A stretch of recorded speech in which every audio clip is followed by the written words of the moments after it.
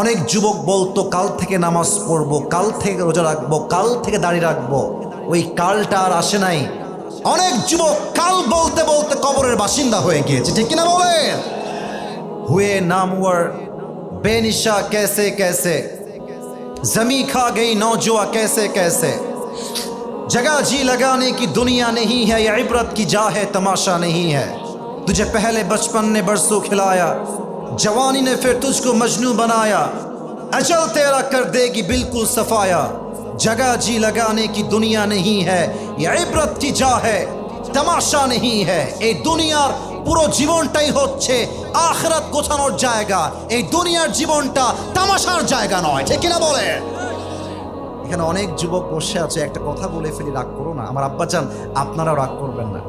আমি যদি এখান থেকে নেমে যাই, ওয়াচ করা অবস্থায় নেমে যাই, আর আগেই বলছি রাগ করবেন না, যদি আমি পকেটে হাত দিই অনেকের পকেটে, এখন এই মাহফিলে অনেকের পকেটে বিড়ির প্যাকেট বের হবে, এখনই বের হবে।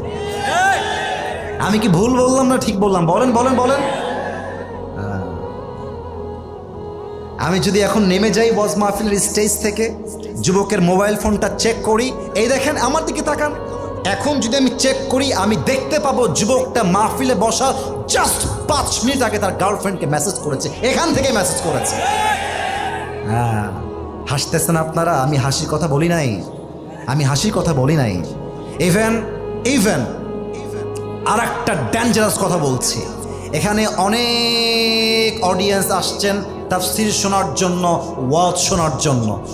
এখানে অনেক শ্রোতা এমনও আছে যারা এশারের নামাজটা পড়ে নাই, আবার বাসায় গিয়ে ঘুমিয়ে যাবে, ফজরটাও তারা পড়বে না, ঠিক কিনা বলে? এবার আসেন, মৃত্যুকে আমি 2টা ভাগ করছি। এক, the death of people those who perform the Salah.